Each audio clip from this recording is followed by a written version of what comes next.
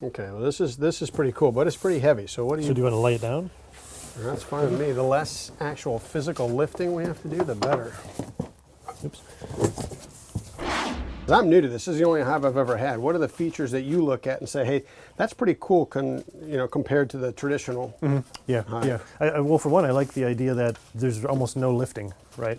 Because that's what Outside of this deters. stuff. Yeah, that's what deters a lot of people is older people and people that just don't want to lift things. There's very, very little lifting with this setup.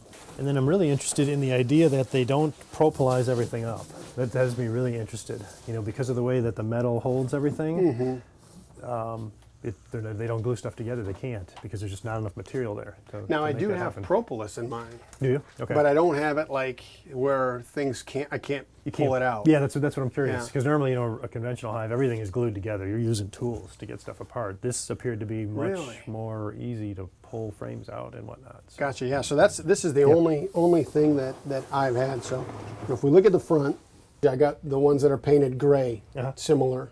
Do I have to mark it in a certain place for them to see it better, or does it matter where I? Just somewhere near the entrance, because normally the bees will come out and they'll fly in a circle and they orient to that spot.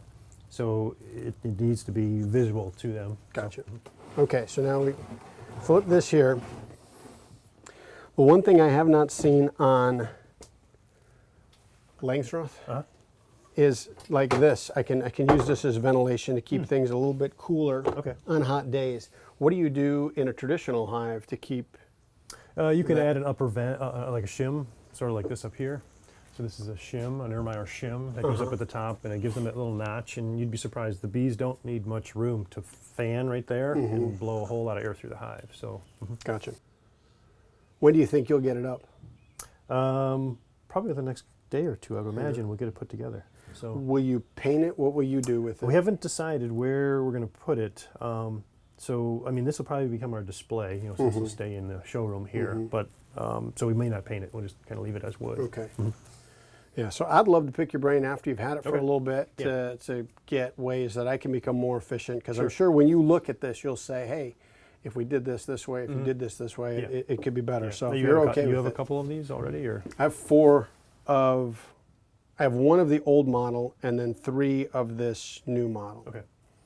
And then there's a newer yet model, like I think this is it. This is it. Okay. I think, and then I think the mite trap is in here, and the mite trap goes through there. Okay.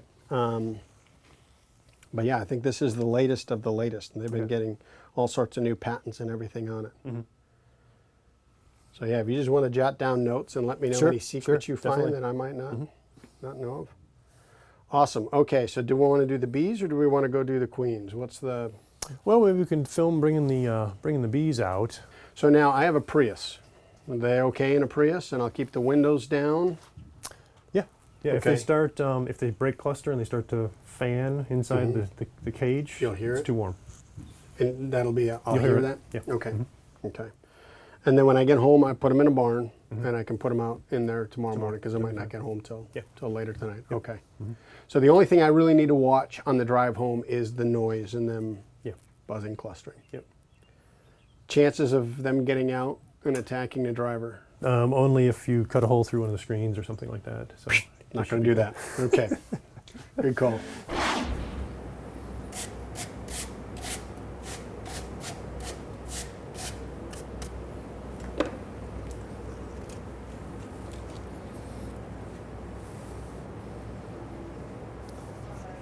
I think I brushed them all off, so I think they're good.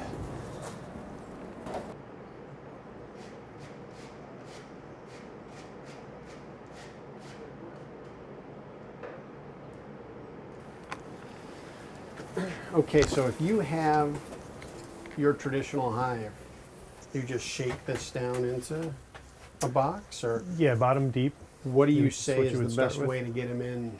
Normally would take the queen, place her in one of the bottom frames, and a small handful of bees. And then I think they actually suggest you just take the rest of the box and put it in there with them and allow them to kind of by hand crawl across. Yeah. That's a great idea. Okay. And so should I space out the 4 since the hives are so close to each other so that they don't go into the wrong one? Get your markings on the front, or where you're going to mark them up, and then space them out a little bit. So Okay. Time-wise or distance-wise? Distance-wise. Okay, so if I do them all within like a 2-hour block. Yeah, you know, installing packages usually around dusk works the best because they don't have that want to go out and fly. They want to kind of stay put. So then they get acclimated overnight. They stay in the colony, and then come morning, they're already kind of established in there and less likely to abscond on you. So. Okay, so time out. That makes a lot of sense. So if I take, let's say, the middle chamber of the hive, and I take out the frames and I put that in, open it and put it in, or just put it in? Well, you'll pull the queen cage, right? So you'll remove this wood piece from the top, and then there's a syrup can here, which is feeding them right now. Queens are attached to this strap. So queen cage has a cork on one end where the candy is at. So you'll pull the cork from the candy end, and then I don't know. Do you normally rubber band your queen to like the bottom frame? That's typically what we would recommend. I have not. Yeah, you would do something. Oh yes, we did do that something one similar to this.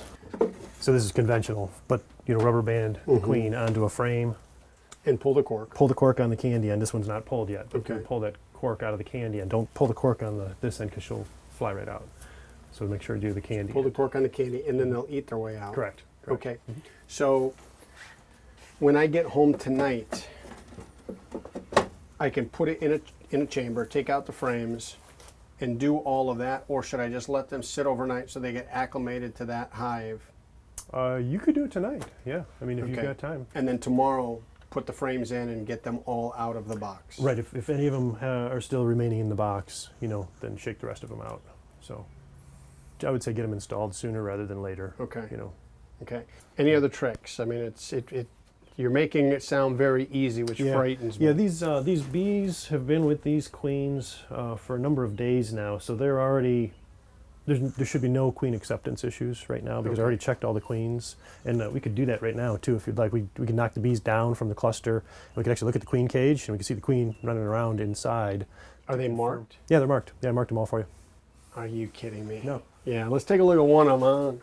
And yeah, so basically this is sort of the formation that we're looking for. If the bees start flying around in your car, it's too warm. You need to get them cooled off. Okay. You know, so this is a good cluster. And so if we knock the bees down and we look inside here,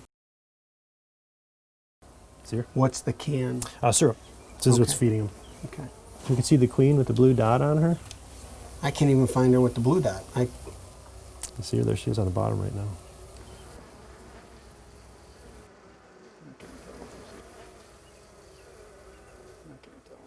Oh yeah. I can try again. And All four blue. Since we do the queen rearing here, we're actually going for length of life, you know, and especially since they overwinter successfully here in Chicago. So we're looking for queens that are red queens, I'm going to call them, you know, even yellow. We don't have any, I don't think we have any yellows left at this point. But, you know, 2-year-old, 3-year-old queens are good to have because we know that the genetics are there that allows them to survive the winters. So you don't have any yellows left? I don't think I've got any yellows left this year. You've got some reds, so they've reds. 2 years. That's impressive. And going back to the 1800s, all the old books, because all that stuff is still the same. You know, so you've got the new twists on all the queen rearing and whatnot, but if you go back to the old books, those theories, those techniques, that all still work. So a lot of the stuff we do here is based on the 1800s stuff that they did. When was the first recorded beekeeping?